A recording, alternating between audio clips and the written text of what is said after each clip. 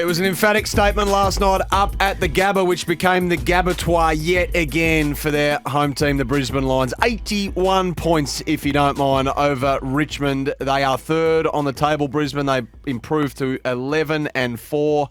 An absolute masterclass. And the Tigers, for all their recent signs of resurgence, stopped dead in their tracks, Kingy, and their biggest loss since round 23, 2016. And Andrew McQualter, his first serious setback as interim coach. He'll have plenty of work to do in the coming days. Yeah, look, not to give them outs because every team's suffering injuries, but when you lose Prestia and Martin, they're probably two key pillars to take on the road to have an upset loss. Very difficult to go to the Gabba and get the chocolates. I thought they'd be better than that. Gee, they were pretty poor. And if we're going to talk fact, I thought it's the most timid that I've seen Richmond play in a long time. 50-50 balls were 70-30 balls because they didn't straight line the footy. They didn't commit their bodies like they have for a decade. Some of these guys, Tim Taranto, there was a genuine 50-50 ball last night with, I think it was Cam Rain. What wasn't Cam Rain? It might have been. Was it Kitty Coleman? No, it Who was that? Was it Cal Archie? It might have been Archie. Yeah. Genuine 50-50 ball. And he just took a step to the side to miss the contact. And I thought, that's a bad sign early in the game. And it leaked through the group. It permeated through the group. They'd be really disappointed with their attack on the footy. In saying that, the way Brisbane went after a spilt ball or a loose ball was 100% straight line, 100% intent to just make and cause a contact and a spillage. And it enabled them to have an intercept game between the arcs we haven't seen before from them. This is the best they've looked, Brisbane, for I think, 18 months. And they've been a preliminary finalist. They've been a very, very good top-line team in our competition. But I don't know. I can't put my finger on whether it's the young kids coming in and having an impact or it's the fact that they've left a couple of senior guys on the sidelines and it's shaken the group. I don't know whether it's the chicken or the egg. But either way, I think Chris Fagan right now has more tools to work with than he's had for some time. So, plus 24 clearance, plus 24 clearance, plus 26 contest, 30 more entries, 21 marks inside 50. And Richmond were off, though, as good as Brisbane were, as you touched on. And that's now, dare I mention the bye, but it's 0-9 now for teams coming off the bye. And this probably proves that we were trying to find Richmond's watermark, weren't we? Had it been a slow start because Dimmer had lost the fight, couldn't cook the 1001st sausage, McQualter comes in, a breath of fresh air, we'll find their medium. Is it bottom half of the 8? Is it 8th? Is it 7th? Or where they're at, is this actually a true reflection of their ability? And it looks as though, for as much as they were un-Richmond-like last night, this might just be about where they're at. Yeah. No, they'll be disappointed on review with some of their efforts, Richmond. They didn't give themselves a chance. They didn't compete to the level. If you're going to beat a top 4 team on the road, you have to be absolute full bore. You can't be 95%. You've got to be 100. And they weren't there. I marvel at what Brisbane were able to do defensively. You know, we often look at just points against and say, okay, how are they tracking? But if you look at since, say, round 9, 45 points, 64, 95, 98, 81, 56. And then last night they held the Tigers to 53 points. I mean, they're just shutting teams down. This is what we've got to ask Chris Fagan about, but really try to drill into it. He was asked about it again last night, and a lot gets put back to Josh Dunkley and I guess the standards that he sets in this space, but they are definitely have greater buy-in without the ball than they've ever had, I think. So they've rolled Richmond, obviously, last night, St Kilda before that, Sydney before that, lost to Hawthorn, which was a bad one, lost to Adelaide. But you've really got to go back a fair way. And I hate to bring up the who have they beaten sort of conversation. You have to go back a fair way, though, to find a significant scalp, do you not, for Brisbane? So good signs. But the last contender they played, you've really got to go back to, we like what Adelaide are doing, that's around 11. They really have Collingwood in round 4. It was probably the last contender they played. They played Melbourne early. They played Port Adelaide early. But it was the way they beat Collingwood. Yeah. They kicked 10 goals in a row that night. That was a smashing. Yeah. Look, you can only beat who the fixture has in front of you. And everyone will talk about the MCG, and the texts are coming in thick and fast. But I just think they're a different looking team now. I mean, the last time they played the MCG, Daniel Rich was there, Gunston was there. They're out of the team. So it's a different lineup now. You've got to change your assessment of the lines on what you're seeing right now, the last couple of weeks. So we want them to play. I haven't had a look at their draw going forward, who they've got in the next couple of weeks. Could be hard for Rich to get back in. Well, Darcy Wilmot's been really impressive, hasn't he, since he's been there? Kitty Coleman as well. So there's that youth that you mentioned.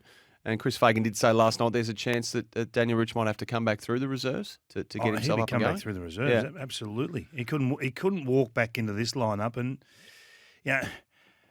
they got West Coast at home next week, and then they play Melbourne at the MCG in round 18. That's the one we want to look forward to. But all they can do is beat who's there in front of them.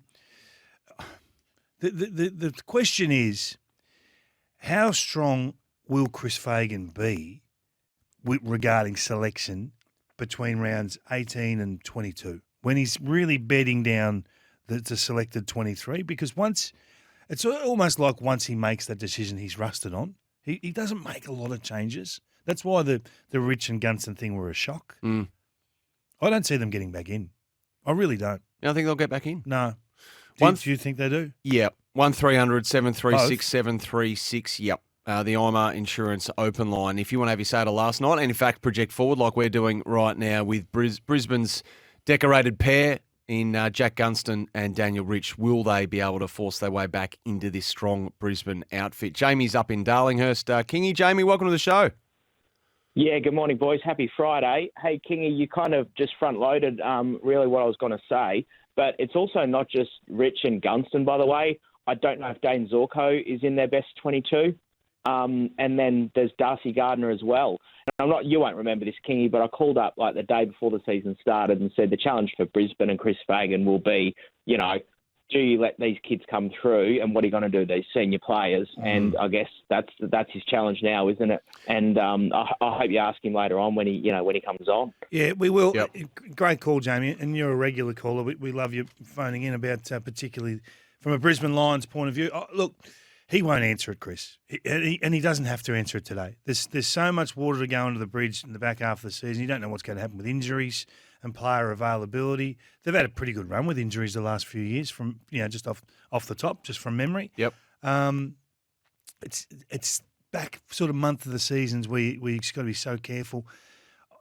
I just think that they're defensively better, Sammy, down back without Daniel Rich, because the lack of speed solves all your problems. And if you haven't got speed, it causes a lot of problems. But when he's up and going, Daniel Rich, and he's on top of his fitness and his form, he's fine. I think they've done the right thing to snap it off and just say, go away and get yourself right. Form and fitness, no point going at half rat power when you're at the risk of breaking down. But when he's up and going and he's got a good head of steam, up momentum, and he's fit and healthy, I think he's an integral part of the side. Yeah, I don't agree. And I think they'll redeploy Dane Zorko down back when he comes back in. I think the midfield right now... Well, then the competition for spots is well and truly on down there. If you're going to throw Zorko into the mix as well, with Rich, with Coleman, with Wilmot, with McKenna, with Starcevic, who's a lock anyway, and then you've got your keys, it's game on for spots. Yeah, and Leicester was very good last night. That's the best game I've seen him play for a while as a counter-punching, intercepting defender, not just a lockdown.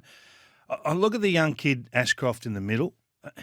He was terrific last night. 27 disposals, 13 of those handballs. His handballs are a feature of his game. He's one of those players that you need to watch the game twice to review his performance, because he does a lot of things you don't necessarily see first time. But he had 7 score involvements. He was brilliant last night. Love the show this morning. Melbourne was ruthless in not picking Nathan Jones. Maybe Brisbane have to be the same to win a premiership. Yeah, I agree. And even more ruthless was probably last season, Max Holmes being declared fit to play, but Chris Scott not taking any chances in the biggest of games. So there's always 2 to 3 unlucky players. There really is. And if you haven't got that, you're not Premier.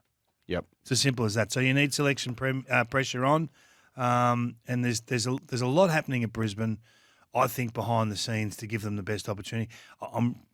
We got a text come through before about Jack Payne, that it maybe was just a management issue, given that he'd hurt his ankle a couple of weeks ago. Ongoing, yep. So I genuinely hope that's the case because he's having a terrific year. Cracker. A lot of love for Jasper Fletcher off the text as well. How good's he going to be? And Alex in Cranbourne, is this what Brisbane need to go the next step for flag success? Their young guns are elite. They need to be ruthless. So these things are easy said.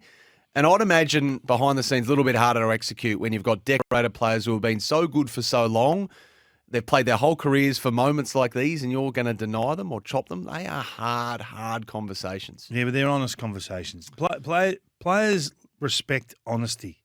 And at the end of the day, you can live a bit of a lie and be a nice guy and play all the guys you think are going to take you. But the reality is they don't take you to the promised land. You have to have some angst in the camp to get it sorted. But the leaders, again, led the way. Lachie Neale. Look, just having a closer look at his form, could he be? Is he in the Brownlow discussion? He's probably had 5 games where he's had 1, 2, 3, 4, 5, 6, 7 games of 30 plus, 8 games of 29 plus, and 6 of those wins. He's a vote getter. He's got to be right up there in the Brownlow again. I've run out of superlatives for Lachie Neale. There's no more I can say. But he slaughtered the ball early in the year, but he's corrected. We talked to him last Saturday. Last Saturday, but 10 clearances again last 10 night. clearances, 34 touches, 2 goals. I mean, what more do you want? What more do you want? A couple of goal assists as well. This is a huge night for Sydney tonight. The huge night. Do they have the answer to Patrick Dangerfield? He's been a stone in their shoe in this matchup forever. I'm fascinated to see if they go with James Rowbottom again, as they did last time, who didn't do a lot wrong, but was just mauled. Bullied and assaulted by Patrick Dangerfield from minute 1. Or do they trust Luke Parker and say, Luke, you're our most senior midfielder. You're in great form. Take responsibility of this football club and go and get the job done. Gee, they're bullied in the last couple of times too, the Cats, haven't they? Something has to change, though. I mean, they've got to make a bit of a stand, the Sydney midfield. You've got a game next week you wanted to put on the agenda, though. Well, I'm just looking at – I've never seen a game where the line – and this is not a gambling discussion. Gamble responsibly. This is where they think the game is at. This is where they think the game's 50-50. Yes. And they're very good with setting their lines, yes, the bookmaking. For good reason. Minus 87.5. Now, this is Brisbane, West Coast, next week at the Gabba. At the Gabba. The line is 87.5, 87. I've never seen a line 87.5. And the lines head-to-head, Swatson's just told me, are $1.002. Yeah. That's probably still a good bet. $1.002. I don't care what you're putting on it. It's probably still a good bet. Oh, that's extraordinary. 87.5. Have you ever seen anything like it? I mean, well, you said what would you sign for? What would you sign for? Yeah. And we thought 80 was low. The line is 87.5. Crikeys.